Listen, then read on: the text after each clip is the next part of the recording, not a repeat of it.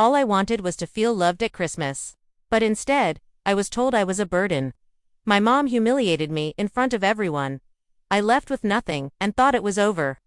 Until Grandma opened her door and revealed the truth no one had dared to say. There are rooms where you're present, but never really seen. Places where your voice can speak, yet no one truly hears.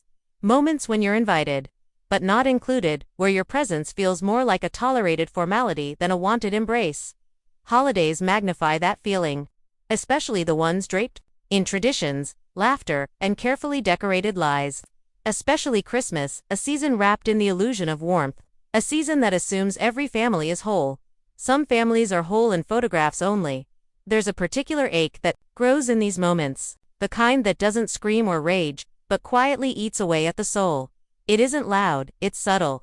It's in the way chairs are placed, in the way conversations flow around you but never toward you, in the way everyone knows which inside jokes to laugh at, and you're always one beat late, or worse, excluded by design. The ache becomes part of you, a silent companion at every dinner, every holiday, every gathering where your presence feels like a footnote in a chapter. You're not allowed to write in. Being physically present doesn't mean being emotionally safe. Sitting at the table doesn't mean you've been given a seat in their hearts. There's a kind of isolation that happens even when you're surrounded by people, a loneliness deeper than being alone. It's the kind that comes from being misunderstood for so long, you stop trying to explain. From being hurt so many times, you convince yourself you're imagining it. From being excluded so often, you begin to shrink by default, and no one notices. Or maybe they do, and they prefer it that way. When families operate on unspoken hierarchies, not everyone's place is equal. Some are golden, some are invisible, some are used for display, and some, like you, are there just enough to serve someone else's story, the story where they look like good people for inviting you. Even if they never really wanted you there, your existence becomes their charity case. Your worth is measured, not by love, but by usefulness. How quietly you sit, how little you demand, how easily you blend into the background. Love, in these spaces, becomes conditional. Approval is performance-based. Every word, every gesture, every move becomes something to calculate, a game of emotional survival. Say too little, you're cold. Say too much, you're dramatic. Ask for nothing, you're ignored. Ask for anything, you're entitled. And slowly, you learn. Your safest option is silence, politeness. Smile when they do, laugh when expected, and never ever let them know how much it hurts. Even on Christmas, especially on Christmas, because that's when the performance is at its peak. That's when the world expects everyone to be happy.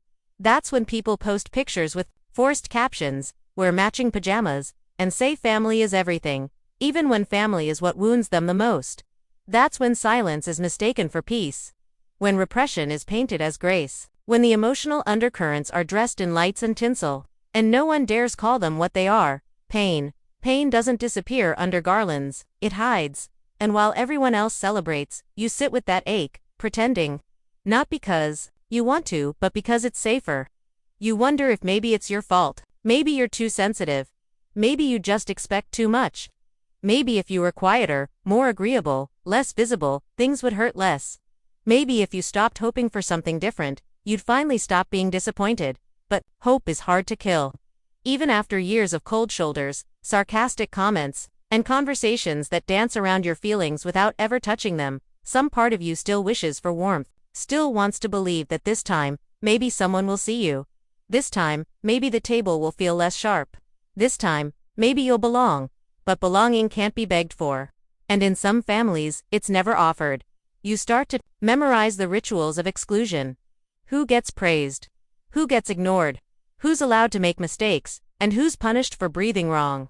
Who's held in love, and who's held to impossible standards? And always, always, the message is the same. You are not enough, and too much, all at once. You are both forgotten and resented. You are the problem they refuse to name but always punish, so you smile. You pass the dishes. You say thank you. You laugh at the stories you've heard 100 times. You fold yourself into the shape they expect, smaller, quieter, more convenient. You shrink. You vanish, and still, it's not enough. Still, they find ways to remind you that your presence is not truly welcome, that your seat is borrowed, that your existence is something they endure. The dinner table becomes a stage, and you, the unwanted extra, not part of the scene. Just there to fill space. They talk over you, around you, through you, as if you are furniture. As if you don't notice, as if your silence means agreement, not survival. And when you finally look around, really look, the truth becomes unbearable. They're more comfortable without you. The realization doesn't come all at once. It seeps in slowly. Through years of small humiliations, through casual cruelty, through forgotten birthdays, passive-aggressive remarks, and the absence of any real affection. Through the way they never defend you when you're mocked. Through the way they joke about your pain, then accuse you of being sensitive when it cuts to deep. The love you long for is not just absent, it's weaponized, used to control, withheld to punish, offered in exchange for silence. You are expected to earn it, and still told you don't deserve it. And all the while, your heart breaks in ways they'll never see, because they've never bothered to look. But the body remembers. The heart remembers. The soul remembers every moment you weren't chosen. Every time your voice was dismissed. Every time your efforts were unseen. And no matter how much you try to forgive, to forget, to rationalize, the wound remains. Because some wounds don't need stitches. They need space. They need truth. They need to be acknowledged, and in families like this, truth is the one guest never invited. You learn to read between the lines, to see how even kindness is used as currency, how apologies are rare, and accountability is rarer, how affection is conditional, fleeting, and dependent on your ability to play along. And you begin to wonder if this is love at all, or just a version of control that wears a festive mask. Because real love doesn't humiliate. Real love doesn't ignore. Real love doesn't make you question your worth at a dinner table. And yet, here you are again, pretending, smiling through the ache, sitting at a table that looks warm but feels like frostbite, hoping for a miracle that never comes, knowing the storm is coming, knowing the words will eventually cut through the quiet, knowing that this is the price of presence in a place that never really wanted you to stay. But this year something feels different, not in them, in you. Some words don't echo, they explode. They don't fade with time. They imprint themselves on your skin, your memory, your identity. They become the sentence you carry long after the moment has passed, long after the people who said them have gone on pretending nothing happened. These words aren't just heard, they're felt. Not with ears, but with the entire nervous system. With the soul. With the part of you that still believes people who claim to love you won't aim to break you. But sometimes, they do. And when those words come from the one person who is supposed to protect you from the world, not become the source of your pain, the fracture runs deeper than sound. It doesn't just hurt, it rewrites you. Because hearing that you are a burden doesn't just feel like rejection. It feels like erasure, like someone has taken all your efforts, your presence, your existence, and labeled it as weight, not worth. The word burden is not just insult, it's condemnation. It's a declaration that your presence is too much, your needs are inconvenient, your existence is disposable. It's the sentence people use when they want to hurt without appearing cruel, when they want to claim they're just being honest. Just telling you the truth, just saying what no one else will say. But there is no truth in cruelty. There is only projection. And there is nothing honest about turning your own child into a scapegoat for your emotional fragility. Being told to get out isn't just dismissal, it's exile. It's being cast out from the one place that should have offered safety. It's a message that says, you are not wanted, not now, not ever, not here. And when it comes from someone who raised you, someone who should know your heart better than anyone else, it breaks more than just trust. It breaks your idea of home, of family, of belonging. Because if you can't belong there, then where? The words don't just come as sound, they come as revelation. You realize they've been thinking this for a long time. You realize this isn't new, it's just finally spoken. And suddenly, the past starts rearranging itself. Every cold silence. Every passive-aggressive comment. Every moment you thought they were just tired, just stressed, just distracted. You see them now not as isolated moments, but as a pattern. A build-up. A truth that's been waiting to break loose. And now that it's out, it can't be taken back. No apology will unmake what has been made clear. No hug, no gift, no second-hand sorry will erase the knowledge that someone sees you not as a person, but as a problem, not as family, but as obligation, not as loved but tolerated. What hurts even more than the words is the reaction that follows them, or worse, the lack of one. The silence from the others. The way no one steps in. The way people look away. The way they pretend not to hear. The way they freeze, not because they're shocked, but because they're used to it. Because they've seen it before. Because this isn't new, just louder. And you begin to understand. This wasn't just one person's cruelty. It was the entire system's compliance. They didn't say it, but they let it happen. They didn't push you out, but they didn't ask you to stay. They didn't call you a burden, but they treated you like one. They didn't defend you, because deep down, they agreed, or didn't care enough to disagree. In that moment, something inside shifts. A quiet resignation, a release, not of emotion, but of expectation. You stop waiting for them to love you, right? You stop hoping they'll notice the pain. You stop trying to prove your worth to people who only ever measured it in silence. You stop explaining yourself to people who never wanted to understand. And you begin to see the truth. The problem was never your presence. It was their inability to receive it with grace. The problem was never your emotions. It was their refusal to sit with their own. The problem was never that you were too much. It was that they were never enough. When someone labels you a burden, what they're really saying is, your existence forces me to confront parts of myself I don't want to see. And instead of healing, they blame. Instead of growing, they attack. Instead of reaching toward you, they push you away. It's a defense mechanism, masquerading as righteousness, but it leaves damage behind. Deep damage. Because you don't just walk away from the table, you walk away from the illusion, from the hope that maybe one day they'll see your heart. From the fantasy that if you just did more, tried harder, stayed quieter, they'd finally choose you. They won't. Not because you're unworthy, but because they're incapable. And yet, even in that moment of devastation, you survive. Even with your heart broken, you breathe. Even with your soul shaken, you stand. Because no matter how loudly someone screams that you're a burden, your very existence is proof that you are not. You are human. You are whole. You are not too much. You are not too little. You are not wrong for needing love. You are not weak for feeling pain. You are not disposable because someone else said so. You were never a burden. You were a mirror. And they couldn't handle the reflection. In time, you begin to reclaim the words that were used to harm you. You take back your story from the hands that tried to distort it. You stop asking for space at a table that punishes you for being real.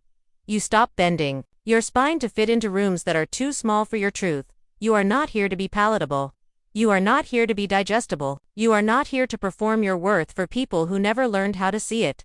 You are here to take up space, to heal loudly. To love deeply, to break cycles, and most of all, to walk away from anything, anyone, any table, that demands you abandon your voice in order to be invited. Because you were never meant to stay where you're only conditionally accepted. And when the words break you, remember, they are only words. Your spirit, your heart, your value cannot be broken by the mouths that never learned how to speak with love. Asterisk, asterisk, asterisk. There are moments when silence speaks louder than any scream. Moments when the air feels heavier than your own breath. When your body is present, but your spirit is somewhere else, floating somewhere above the pain, trying to make sense of a world that just shattered beneath your feet. In that kind of silence, you don't just hear the absence of noise. You hear everything that was never said. The space between being cast out and arriving somewhere new is not defined by distance. It's defined by reflection. It's the limbo where grief doesn't ask permission to rise. It simply shows up, uninvited but expected, and sits beside you like a shadow that knows your name. In that space, memories become weapons. Not because they're lies, but because they remind you of how much you wanted to believe something that was never true. The act of leaving isn't dramatic. It's deliberate. Not a rebellion, but a resignation. Not because you're running away, but because you finally accepted that staying was slowly breaking you. There comes a point when the need to breathe outweighs the fear of being alone. And in that moment, solitude becomes sanctuary. Even if it's cold. Even if it's unfamiliar. Even if it means stepping into the unknown with shaking legs and a fractured heart. The departure is never just physical. It's emotional, mental, spiritual. You're not just walking away from a room. You're walking away from a lifetime of shrinking, from 1,000 swallowed words. From years of pretending not to notice how excluded you felt. From birthdays they forgot. From conversations they dismissed. From boundaries they violated and then mocked. From their inability to see you beyond the role they assigned to you. In the cold, you begin to feel everything they told you not to. The anger, the sadness, the betrayal, and beneath it all, the aching truth. You tried. You really, truly tried. You stayed quiet when it hurt. You gave love that wasn't returned. You showed up, even when it cost you your dignity. You forgave things that should have been addressed. You believed in the good, even when the evidence said otherwise. You hoped. Hope is the most dangerous kind of love. Because it keeps you waiting for something that might never arrive. It convinces you that maybe next time will be different. That maybe this year, they'll finally see you. That maybe this time, they'll show up in the way you've always needed. But some people don't change. Not because they can't, but because they don't think they need to. And hope, without boundaries, becomes a cage you decorate from the inside. Now that you've left, the cold feels honest. At least it doesn't lie to you. It doesn't promise warmth it can't deliver. It doesn't ask you to perform your pain. It doesn't punish you for existing. It simply is. And for the first time, in a long time, so are you. Unfiltered, untethered, unwelcome, but unbroken. The physical distance creates emotional clarity. With every mile that passes, something inside begins to settle. Not because the pain is gone, but because it's finally acknowledged. You no longer have to justify it. No longer have to smile through it. No longer have to pretend that your presence at their table meant belonging. You know better now. And knowing hurts, but it also heals. You start replaying everything not to torture yourself, but to understand. Every conversation, every slight, every time you were told to get over it, every joke that wasn't funny, every birthday message that never came, every compliment that came with a condition, every time you tried to explain, only to be told you were too sensitive. The pieces fall into place, not to wound you again, but to show you the full picture.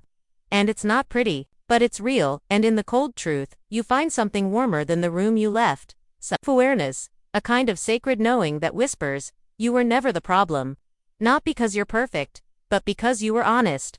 You showed up. You stayed soft in a world and a home that rewarded hardness. You tried to fit into a mold that was never shaped for you. And you paid the price in silence, in self-doubt, in exhaustion, no more. The cold doesn't just hold silence, it holds possibility. In the absence of noise, you begin to hear your own voice again, the one you buried to survive. The one that said, I deserve better. The one that whispered, this isn't love. The one that cried, I'm tired of pretending.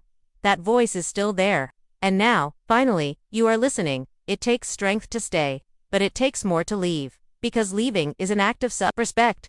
It's a declaration, I will not continue to be mistreated, just because it's familiar. It's the line between enduring and healing.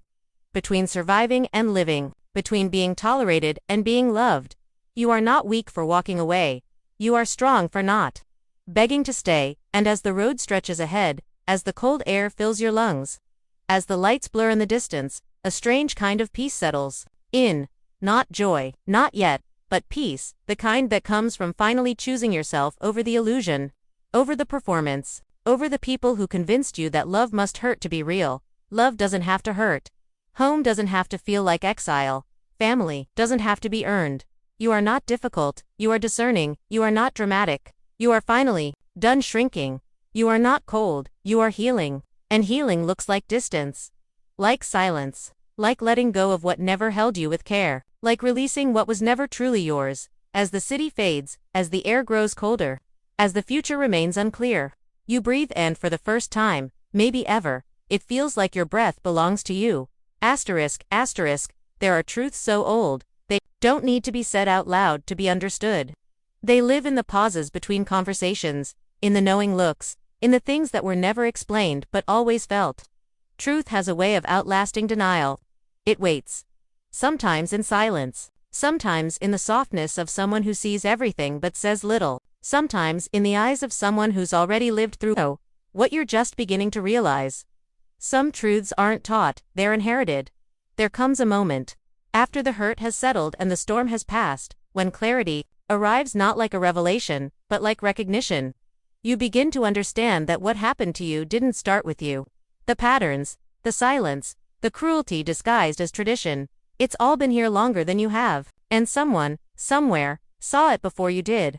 Maybe they didn't name it, maybe they couldn't stop it, but they knew, and they remember. Wisdom often lives in the quiet ones, in those who survived by observing, in those who carried more than they were allowed to speak.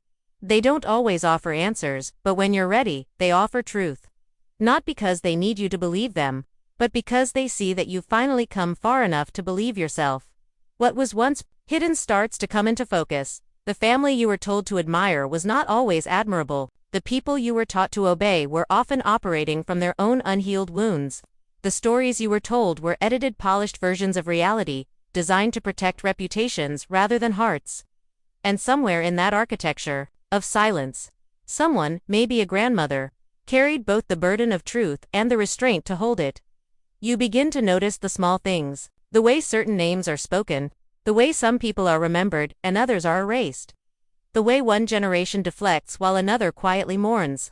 You start connecting threads that were once just noise, and in that quiet reflection, you find something sacred. Perspective. Your story is not isolated. Your pain is not singular. What happened to you has echoes that stretch far behind you into the past, into the lives of women who were silenced, men who were hardened, children who were never allowed to cry. And while some of them continued the cycle, some, like her, chose to survive it. And survival has a wisdom deeper than explanation. Maybe she never said it. Maybe she didn't think you were ready.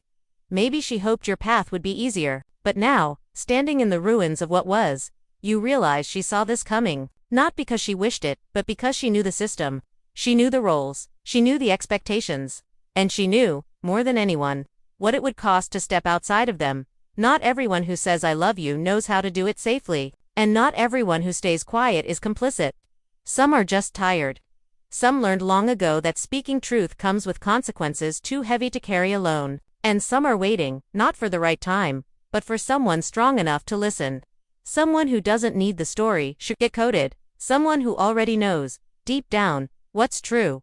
When truth arrives, it's not always about what was done. Sometimes it's about what was allowed, what was normalized, what was repeated until it became culture, until it became identity, until no one questioned it anymore. And now, here you are, asking the questions, breaking the silence, holding up a mirror to a history that was never yours to carry, but somehow ended up in your hands anyway. And maybe that's why she's different. Maybe that's why her presence feels like relief instead of performance. Maybe that's why she doesn't flinch when you share the pain. Maybe that's why she doesn't rush to defend the ones who hurt you. Because she's not surprised. Because she knew. Because part of her has been holding this story long before you arrived in it. She doesn't need to say, I believe you.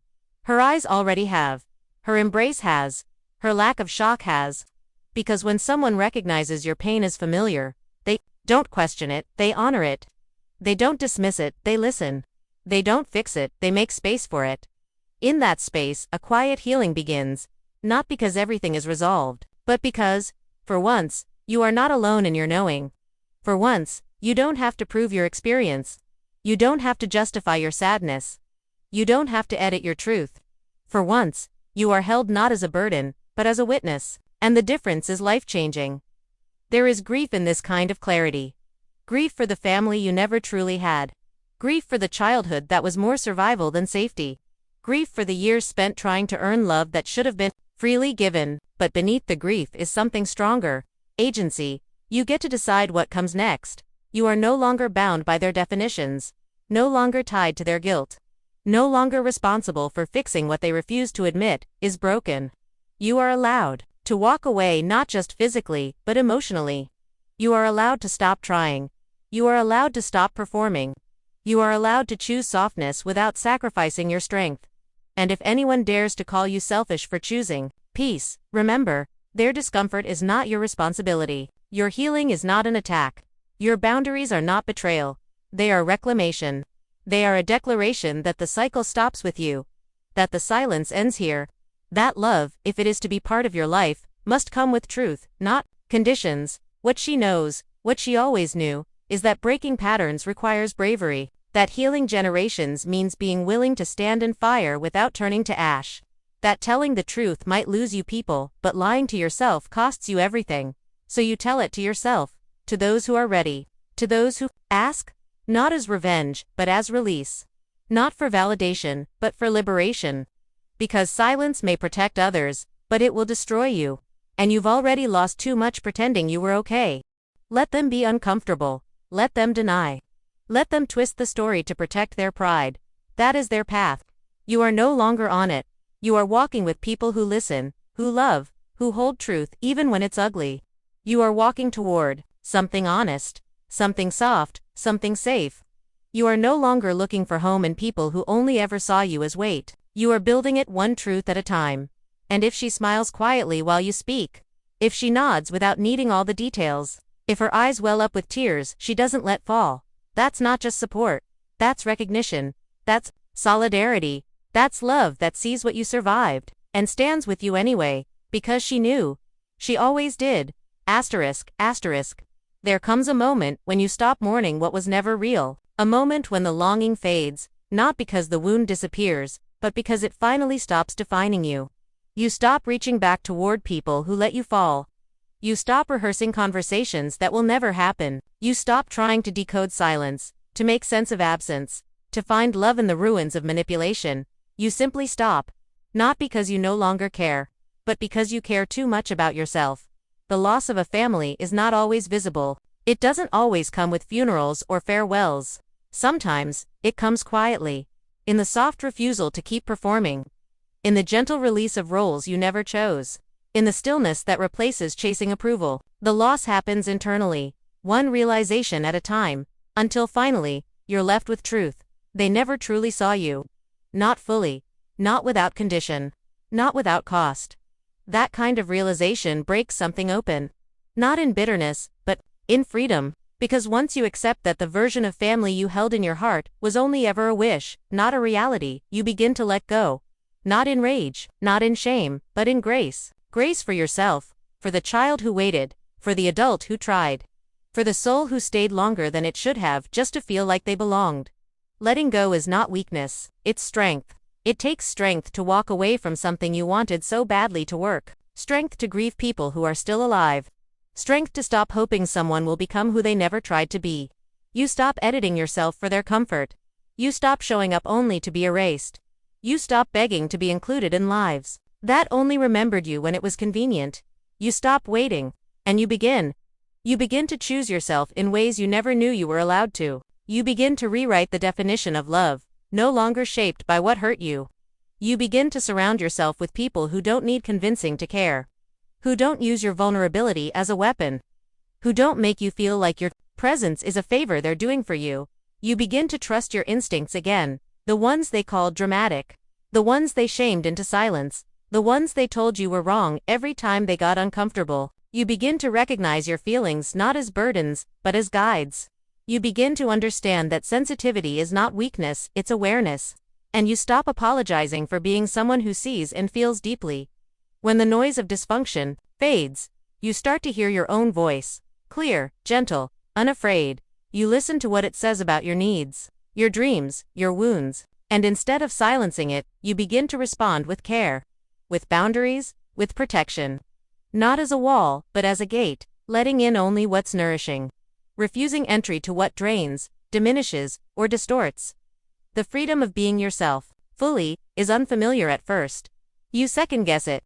You wonder if it's okay to feel light without guilt. You catch yourself waiting for a slap of shame, a disapproving look, a passive-aggressive comment, but it never comes. Because you've stepped away from the stage. You've stopped performing. You've given yourself permission to be, and that permission changes everything. You begin to reclaim your life, piece by piece. The hobbies you abandoned, the dreams you buried, the relationships you neglected because they were healthy, and you didn't know how to receive that yet. You begin to step into spaces that reflect who you are becoming, not who you had to be to survive. You start to trust again. Slowly, cautiously, but you trust, not because people have proven themselves, but because you've proven something to yourself. You are enough. The grief never fully goes away. Some nights it still visits, but it no longer owns you. It no longer makes decisions for you. It no longer whispers lies about your worth. You've faced it, felt it, carried it, and now, you know what to do when it shows up. You don't run, you don't numb. You hold it like an old friend who overstayed their welcome. Gently, but firmly. You let it go again, in place of the old roles. You create new rituals, ones that honor your truth. You light candles for peace, not performance. You write letters to your past self and sign them with compassion. You speak to yourself in tones you never received, gentle, affirming, kind. You become the home you never had. You become the voice you needed. You become the love that wasn't withheld. This isn't about becoming someone new. It's about unbecoming everything you were forced to be. It's about returning to yourself before they told you who to become. It's about peeling away the guilt, the shame, the too much and not enough that they branded onto your identity. And when you strip all of that away, you find something pure beneath it all, a self that was never broken, only buried. You begin to live in alignment with that self. You choose peace, not because life is perfect, but because you're no longer willing to create chaos to feel connection. You choose presence, because the past no longer demands all your energy.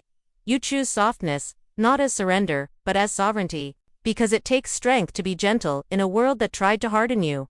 You lost a family, but you found yourself. And that is not a tragedy. That is a beginning.